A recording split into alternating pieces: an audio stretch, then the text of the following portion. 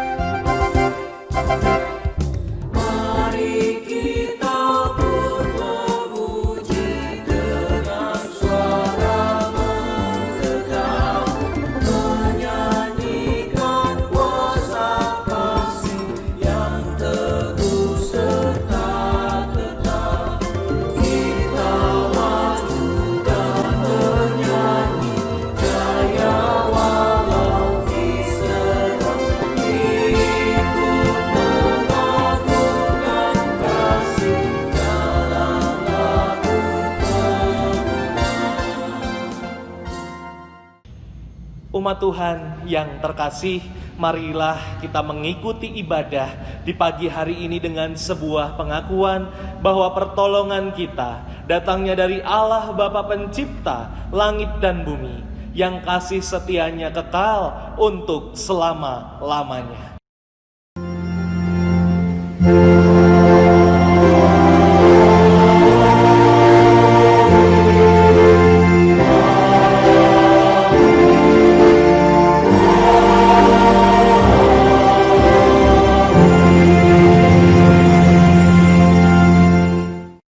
Kasih karunia dan damai sejahtera dari Allah Bapa kita dan dari Tuhan Yesus Kristus menyertai saudara sekalian.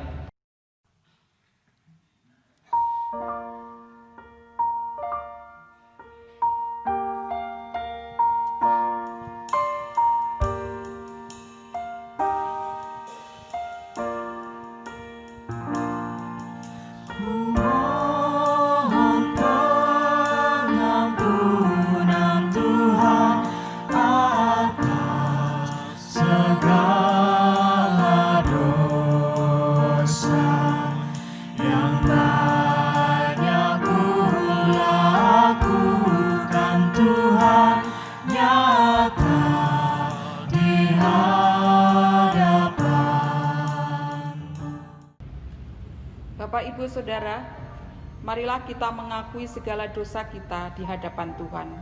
Mari kita berdoa. Ya Allah Bapa kami, ampunilah kami jikalau acap kali kami mengabaikan teguran-Mu, mengeraskan hati dan tidak mau mendengarkan nasihat-Mu melalui orang-orang di sekitar kami.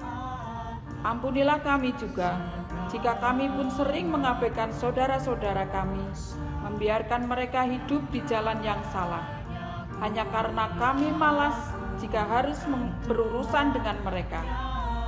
Kami juga malas menyampaikan teguran, karena kami malas menerima resiko yang membuat kami kecewa.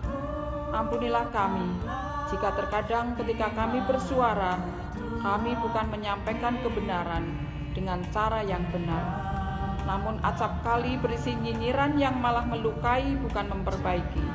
Dalam nama Tuhan Yesus, kami memohon pengampunan-Mu. Amin. Teguhkanlah imanku Tuhan, bimbing tiap langkahku. Jangan biarkan aku Tuhan sesat dari jalan-Mu.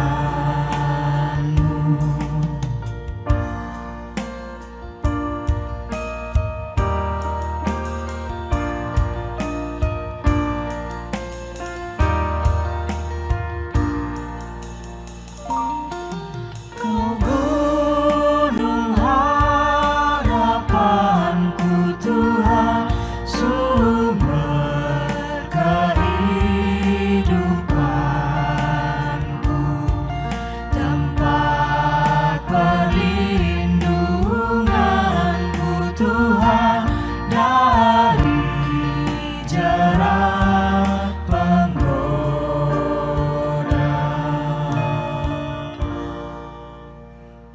Umat Tuhan, marilah kita mengarahkan hati kita untuk merenungkan firman Tuhan.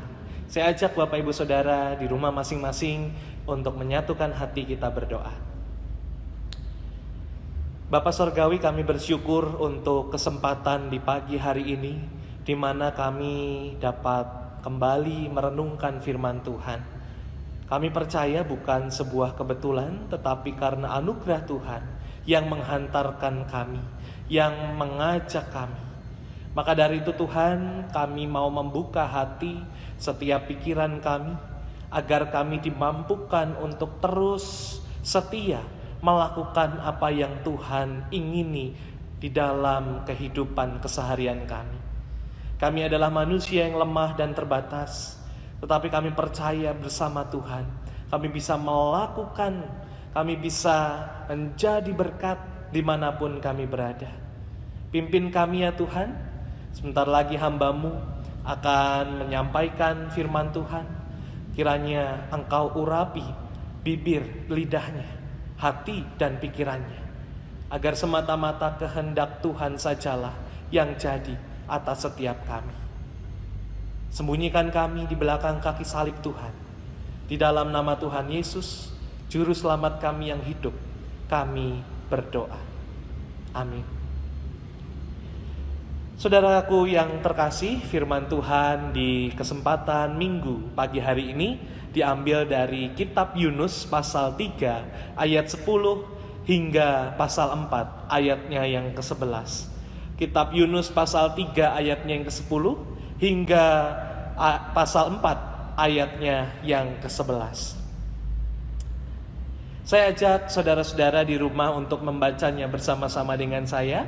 Yunus pasal 3 ayat 10 hingga pasal 4 ayatnya yang ke-11. Demikian bunyi firman Tuhan. Ketika Allah melihat perbuatan mereka itu, yakni bagaimana mereka berbalik dari tingkah lakunya yang jahat, maka menyesallah Allah karena malapetaka yang telah dirancangkannya terhadap mereka, dan ia pun tidak jadi melakukannya. Pasal 4, saudaraku, tetapi hal itu sangat mengesalkan hati Yunus, lalu marahlah ia, dan berdoalah ia kepada Tuhan, katanya, "Ya Tuhan, bukankah telah kukatakan itu ketika aku masih di negeriku? Itulah sebabnya maka aku dahulu melarikan diri ke Tarsis, sebab aku tahu bahwa Engkaulah Allah yang pengasih dan penyayang, yang panjang sabar dan berlimpah kasih setia, serta yang menyesal karena malapetaka yang hendak didatangkannya. Jadi sekarang ya Tuhan, cabutlah kiranya nyawaku, karena lebih baik aku mati daripada hidup." Tetapi firman Tuhan, "Layakkah engkau marah?" Yunus telah keluar meninggalkan kota itu dan tinggal di sebelah timurnya.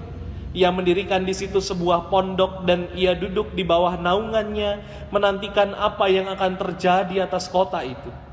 Lalu atas penentuan Tuhan Allah tumbuhlah sebatang pohon jarak melampaui kepala Yunus untuk menaunginya, agar ia terhibur daripada kekesalan hatinya. Yunus sangat bersuka cita karena pohon jarak itu. Tetapi keesokan harinya, ketika fajar menyingsing, atas penentuan Allah datanglah seekor ulat yang menggerek pohon jarak itu sehingga layu. Segera sesudah matahari terbit, maka atas penentuan Allah bertiuplah angin timur yang panas terik, sehingga sinar matahari menyakiti kepala Yunus. Lalu rebahlah ia lesu dan berharap supaya mati. Katanya, "Lebih baiklah aku mati daripada hidup." Tetapi berfirmanlah Allah kepada Yunus, "Layakkah engkau marah karena pohon jarak itu?" Jawabnya, "Selayaknya lah aku marah sampai mati." Lalu Allah berfirman, "Engkau sayang kepada pohon jarak itu, yang untuknya sedikit pun engkau tidak berjerih payah dan yang tidak engkau tumbuhkan, yang tumbuh dalam satu malam dan binasa dalam satu malam pula. Bagaimana tidak aku akan sayang kepada Niniwe, kota yang besar itu, yang berpenduduk lebih dari 120.000 orang, yang semuanya tak tahu membedakan tangan kanan dari tangan kiri dengan ternaknya yang banyak." Saudaraku, demikianlah firman Tuhan yang kita baca. Berbahagialah mereka yang tidak hanya membaca, tetapi mereka yang juga merenungkan dan melakukan firman Tuhan di dalam kehidupannya hari lepas hari. Haleluya.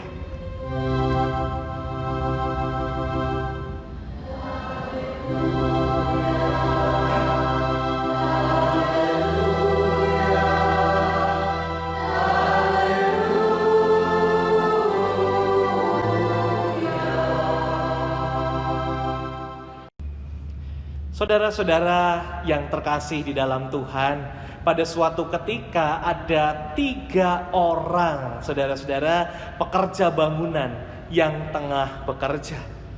Kemudian melintaslah seorang pria tua, dan ia pun bertanya kepada salah satu dari mereka, "Wahai engkau anak muda, apa yang sedang engkau kerjakan?" Pekerja bangunan yang pertama menjawabnya tanpa menoleh ke arah bapak tua sedikit pun. "Hei orang tua, apakah matamu sudah terlalu rabun untuk melihat? Aku sedang membangun sebuah rumah biasa. Ia menjawab dengan judes. Pria tua itu hanya tersenyum mendengarnya, saudara-saudara. Lalu beralihlah ia kepada pekerja bangunan yang kedua dan bertanya, "Wahai pemuda, apakah yang sedang kamu kerjakan?" Pekerja bangunan kedua itu menoleh ke arah bapak tua ini. Dengan wajah yang penuh keraguan, ia menjawab, "Aku tidak tahu, Pak. Kata orang, kami akan membuat sebuah rumah. Aku hanya mengikuti mereka saja, Pak. Aku cuma ikut-ikutan saja membangun rumah ini." Jawabnya sambil melanjutkan pekerjaannya kembali. Nah, saudaraku yang terkasih, ternyata bapak tua itu belum mendapatkan jawaban yang tepat dan memuaskan hatinya. Kembali sang bapak tua itu menanyakan hal yang sama pada pekerja bangunan yang terakhir. Dengan wajah penuh semangat, saudara-saudara, dan sambil memberikan senyum yang ramah, pekerja bangunan yang ketiga ini menjawab, "Iya, Pak, kami sedang membuat istana yang indah dan luar biasa megah. Mungkin kini belum terlihat jelas bentuk bangunannya. Aku juga belum tahu bagaimana bentuk istana ini jika sudah selesai dibangun, Pak. Tetapi aku yakin kok, Pak, ketika bangunan ini selesai, semua orang akan melihatnya dengan kagum luar biasa. Inilah yang sedang aku kerjakan, Pak." Mendengar jawaban pekerja bangunan yang terakhir ini, saudara-saudara, sang bapak tua itu merasa tersentuh hatinya dan begitu terharu. Rupanya sang bapak tua tersebut tidak lain tidak bukan adalah pemilik istana yang sedang dikerjakan oleh ketiga pekerja bangunan tersebut. Dan dia sangat tahu mana pekerja bangunan yang punya visi yang jelas ke depan. Saudaraku yang dikasihi Tuhan, hampir setiap hari saudara dan saya melakukan pekerjaan. Hampir setiap hari saudara dan saya bekerja, atau paling tidak kita melakukan aktivitas-aktivitas baik untuk memenuhi kebutuhan hidup kita ataupun untuk mengisi waktu luang yang kita miliki. Entah itu bisa di rumah saudara, entah itu bisa di toko saudara, di kantor saudara, atau dimanapun saudara dan saya berada.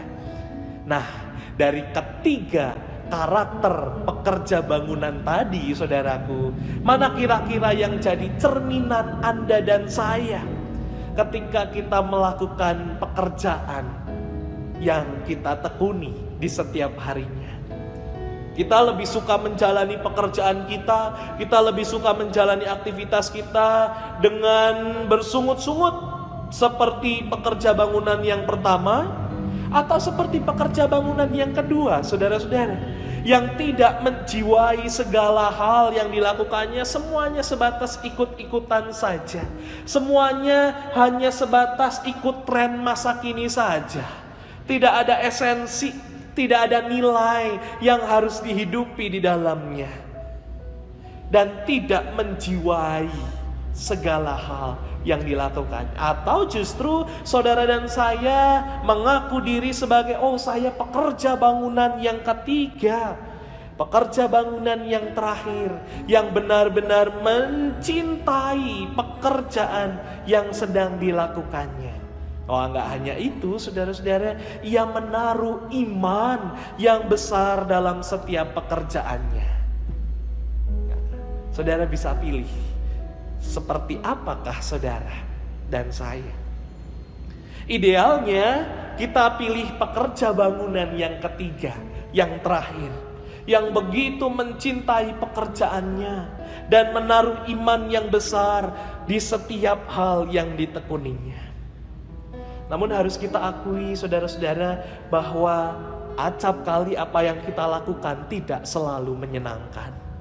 Acap kali apa yang kita lakukan pun di tengah keseharian kita tidak selamanya berjalan menyenangkan. Ada kalanya pekerjaan yang kita tekuni ini begitu sulit, luar biasa. Ada kalanya aktivitas-aktivitas kita yang kita jalani setiap hari tidak menyenangkan, tidak sesuai harapan kita, tidak sesuai ekspektasi kita. Penuh dengan beragam tantangan, penuh dengan beragam hambatan, dan lain sebagainya. Karena tantangan itu datang silih berganti, maka suasana hati kita juga akhirnya ikutan berganti. Tantangan demi tantangan terjadi di dalam pekerjaan kita, di dalam aktivitas kita, di lini kehidupan kita, membuat kita terkadang mulai menggerutu dan menjadi seseorang yang mudah bersungut-sungut, yang mudah menjadikan lidah bibir kita untuk mengumpat kondisi kita. Saudaraku, entah bersungut-sungutnya bisa ke diri sendiri, entah bersungut-sungutnya bisa ke orang lain yang dirasa terlibat di dalam kesulitan kita, bahkan yang dirasa menyebabkan segalanya, menyebabkan hal-hal yang tidak menyenangkan terjadi dalam kehidupan kita, atau bisa juga mutung atau bersungut-sungut pada Tuhan sendiri. Rasa-rasanya Tuhan tidak pro aku lagi. Rasa-rasanya Tuhan tidak mendukung aku lagi. Rasa-rasanya Tuhan tidak ada untukku lagi. Kalau saudara dan saya pernah mengalami hal itu, saudara, maka kita perlu belajar dari seorang tokoh Alkitab bernama Yunus. Saya yakin saudara pasti mengenal, pasti tahu siapa Yunus. Bahkan juga mungkin anak-anak saudara juga tahu siapa Yunus. Ada lagunya, saudara, Yunus di perut ikan, gitu ya. Nah, Yunus terkenal ketika ia dilahap oleh seekor ikan besar dan diam di dalam ikan itu. Saudaraku, dikisahkan Yunus marah pada Tuhan karena Tuhan tidak berkehendak sesuai dengan harapan Yunus. Allah, mengapa engkau baik hati kepada orang-orang yang jahat, yang sebetulnya pantas untuk dihukum? Orang Niniwe bagi Yunus adalah orang yang jahat, orang yang hidupnya jahat, ya saudara.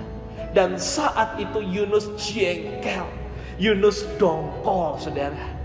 Yunus 3 ayat 10 dan Yunus 4 ayat 1.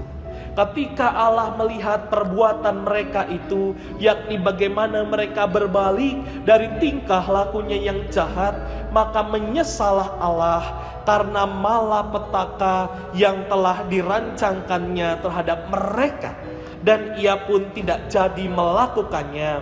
Tetapi apa, saudara? Tetapi hal itu sangat mengesalkan hati Yunus. Lalu marahlah ia. Yunus marah pada Tuhan. Tidak hanya saudara dan saya yang pernah marah pada Tuhan, Yunus pernah marah pada Tuhan. Izinkan saya bertanya pada Bapak Ibu Saudara di rumah, seberapa rela hati ibu bapak jika Tuhan berbelas kasih kepada orang yang menurut pendapat ibu bapak sekalian adalah orang yang jahat, atau bahkan sudah berbuat jahat pada kita? Mungkin saudara-saudara tidak selamanya kita bisa menerima, apalagi bersyukur atas keputusan Tuhan, atas kasih Tuhan untuk orang-orang yang kita benci. Jika kita tidak suka pada seseorang, namun orang tersebut rasanya diberkati sedemikian rupa, wah, kita mulai protes, kita mulai sinis. Jika orang lain lebih sukses, kita mulai iri, kita mulai mengutuki. Saudaraku, Yunus juga tidak merasa damai di dalam menghadapi tugas yang Tuhan perintahkan kepadanya. Apalagi setelah ia tahu penduduk Niniwe diselamatkan oleh Tuhan. Padahal, saudara, arti nama dari seorang Yunus adalah merpati, sebuah simbol kedamaian yang sejati. Mengapa Yunus tidak sedamai merpati? Mengapa hati Yunus tidak sedamai merpati? Mengapa Yunus tidak merasa damai? Karena yang jadi sumber sukacitanya bukan Tuhan. Bukan Tuhan yang menciptakannya, tetapi yang jadi sumber sukacitanya adalah dirinya sendiri. Dirinya sendiri yang menjadi Tuhan. Nama Yunuslah yang menjadi Tuhan. Saudara, ketika kita bekerja merajut kehidupan keseharian kita, pertanyaannya, siapakah yang jadi Tuhan atas segala hal yang kita akan lakukan? Yang jadi Tuhan dalam kehidupan kita itu Tuhan Yesus atau justru kita sendiri? Yang jadi raja di atas segala raja itu Tuhan Yesus atau kita sendiri? Untuk siapa sih kita hidup? Untuk siapa sih kita bekerja? Untuk kemuliaan Tuhan atau untuk kemuliaan diri kita sendiri? Kolose 2 ayat 23 menolong kita memberikan jawab atas pertanyaan itu. Apapun juga yang kamu perbuat, perbuatlah dengan segenap hatimu seperti untuk Tuhan dan bukan untuk manusia. Tapi terkadang kita melakukannya terbalik.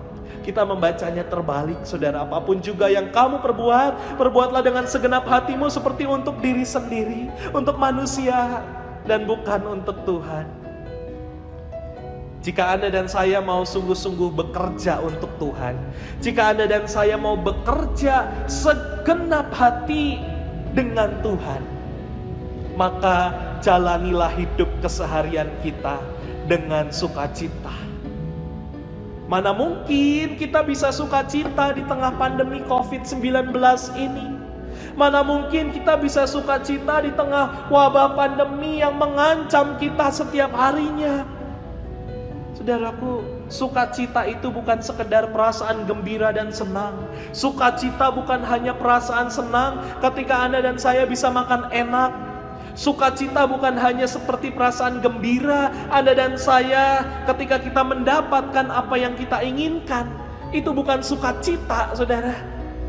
Tapi sukacita yang kita alami adalah sikap iman Anda dan saya yang dapat meluap-luap sekalipun kesulitan hidup mendera. Sukacita itu sikap iman kita yang terus ada, yang terus hidup sekalipun kita hidup di tengah pandemi seperti ini. Apa konkretnya dari sukacita? Sukacita adalah tekad yang kuat untuk menggunakan 100% hidup Anda dan saya sebaik-baiknya, sekalipun Anda dan saya dalam kesakitan dan dalam penderitaan. Semakin Anda dan saya rindu mengenal Tuhan, maka semakin besar dan dalam sukacita itu akan berdampak dalam kehidupan kita. Tema ibadah minggu hari ini, bekerja untuk Tuhan dengan sukacita. Maukah Anda dan saya setia melakukannya sampai Tuhan memanggil kita kembali pulang? Bersukacitalah senantiasa. Amin.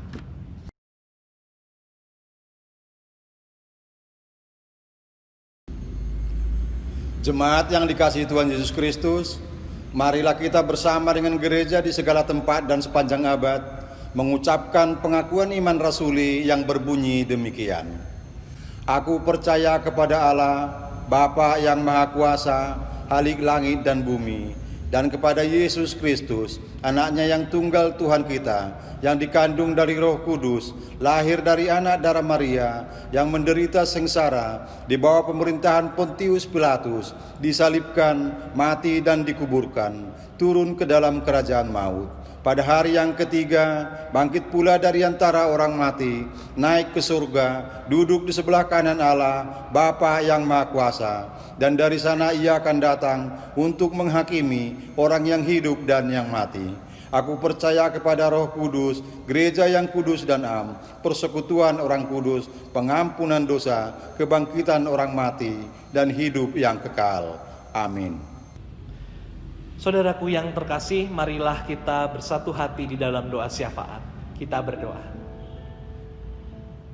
Bapa Sorgawi, kami mengucap syukur untuk firman yang baru saja kami renungkan, yang mengajak kami untuk senantiasa bersukacita di dalam pekerjaan, di dalam aktivitas keseharian kami. Kami diingatkan kembali Tuhan, ketika kami bekerja, ketika kami melakukan aktivitas kami, entah itu untuk memenuhi kebutuhan hidup kami, entah itu untuk mengisi waktu luang kami harus mengerjakannya untuk Tuhan. Kami harus mengerjakannya bersama dengan Tuhan, untuk kemuliaan nama Tuhan, bukan kemuliaan diri kami sendiri. Maka dari itu tolonglah kami ya Roh Kudus, untuk benar-benar berpaut diri kepada Tuhan. Terima kasih Tuhan untuk anugerah Tuhan yang selalu tersedia bagi kami. Dan saatnya kini kami semakin dekat dengan Tuhan.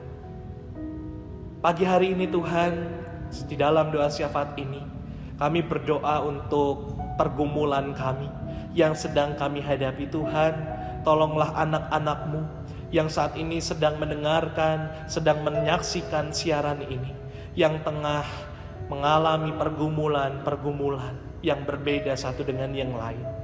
Kami percaya Engkau menjamah, kami percaya Engkau terus berkarya di dalam kehidupan kami semua.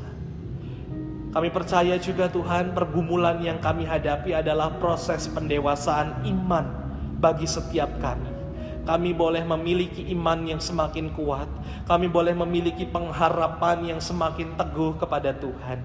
Maka dari itu Tuhan, kami mau menyandarkan diri kami, karena kami percaya tidak ada satupun yang kami dapat lewati tanpa Tuhan di sisi kami. Secara khusus Tuhan, kami berdoa untuk saudara-saudari kami yang saat ini tengah sakit maupun sedang dalam pemulihan. Secara khusus kami berdoa untuk Ibu Tiur yang sedang dalam pemulihan di masa-masa ini.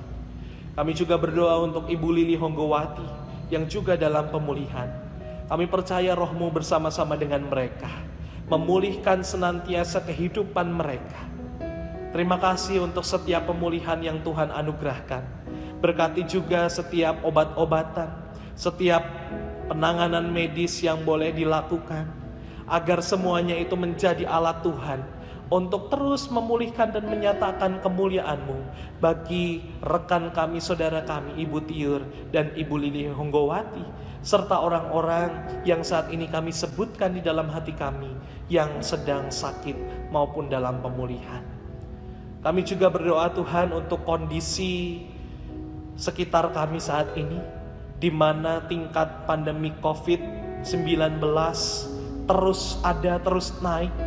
Tapi kami percaya Tuhan terus bekerja melalui setiap tim medis, melalui orang-orang yang terus hadir, terus berkarya, terus mengabdikan diri untuk pemulihan dari COVID-19 ini. Kami secara khusus berdoa Tuhan untuk setiap pasien COVID-19 yang tengah dirawat di rumah sakit maupun isolasi mandiri di rumah masing-masing. Kiranya juga kekuatan Tuhan boleh bersama-sama dengan mereka. Kami juga Tuhan berdoa untuk setiap keluarga yang kehilangan anggota keluarganya oleh karena COVID-19 ini. Kiranya Tuhan teguhkan dan memberikan penghiburan untuk mereka. Tuhan, ajari kami juga Tuhan untuk terus taat pada protokol kesehatan yang ada.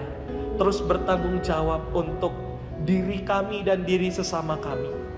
Ajar kami untuk memelihara kehidupan kami. Di tengah aktivitas gerejawi secara online ini, biarlah kami juga terus diberkati dan menjadi berkat untuk siapapun. Tuhan, inilah kami. Kami mau menyerahkan segenap permohonan kami, segenap cerita kami ke dalam tangan Tuhan. Karena kami percaya Engkau adalah sahabat sejati yang terus ada dalam diri kami sampai selama-lamanya.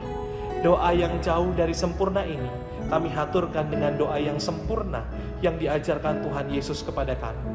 Bapa kami yang di sorga, dikuduskanlah namamu, datanglah kerajaan-Mu, jadilah kehendak-Mu di bumi seperti di sorga. Berikanlah kami pada hari ini makanan kami yang secukupnya, dan ampunilah kami akan kesalahan kami, seperti kami juga mengampuni orang yang bersalah kepada kami. Dan janganlah membawa kami ke dalam pencobaan, tapi lepaskanlah kami daripada yang jahat, karena Engkau yang punya kerajaan dan kuasa dan kemuliaan sampai selama-lamanya. Amin. Dengan bersyukur kita berbahagia, dengan memberi kita menjadi bermakna. Marilah kita memberikan persembahan syukur sambil mengingat firman Tuhan.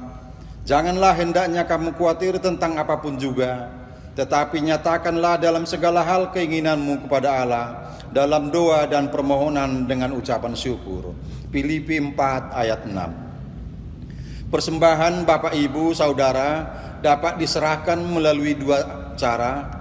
Yang pertama, Bapak Ibu dan Saudara dapat mengirimkannya melalui transfer ke rekening gereja Bank Maspion dengan nomor rekening 303 600 9201. Atau cara yang kedua, Bapak Ibu dan Saudara juga dapat memasukkan persembahan yang sudah terkumpul ke dalam amplop persembahan yang telah dibagikan.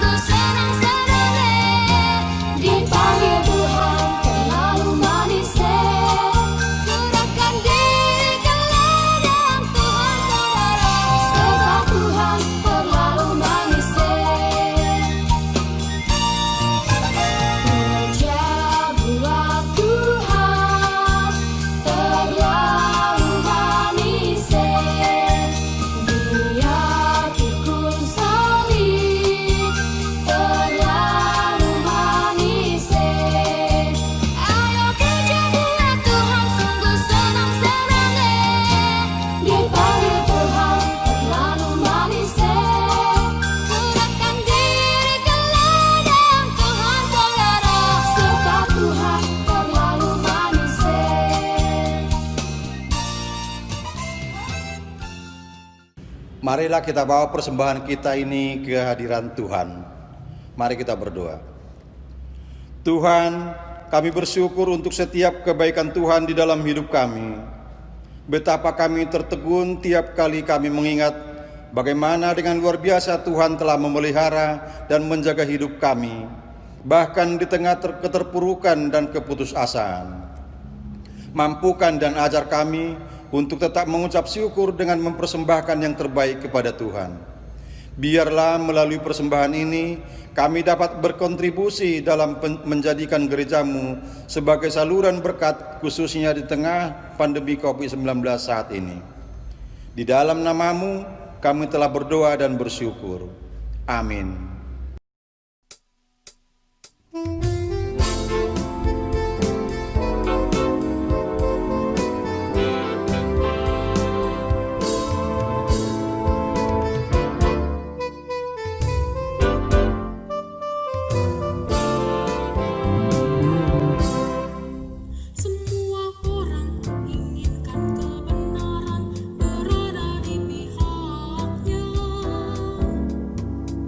Namun sedikit yang sungguh mau berada di pihak kebenaran. Semua orang seakan-akan tampil menjunjung kebenaran. Namun sedikit yang sungguh mau berkorban membela kebenaran.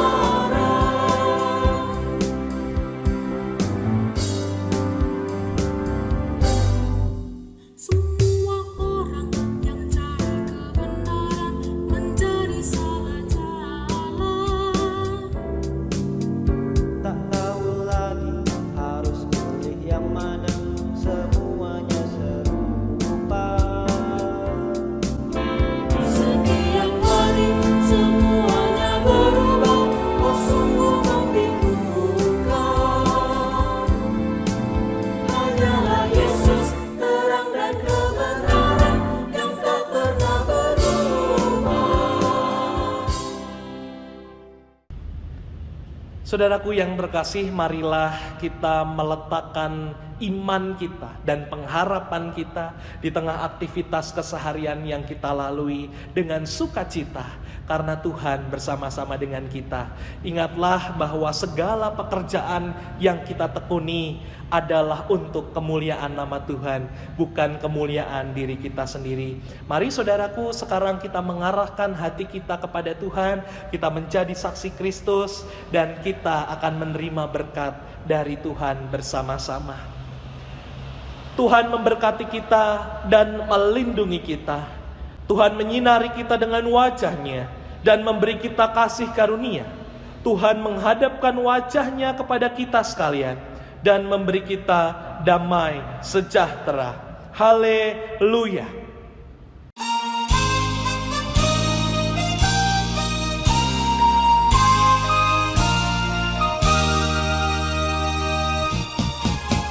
Berjalan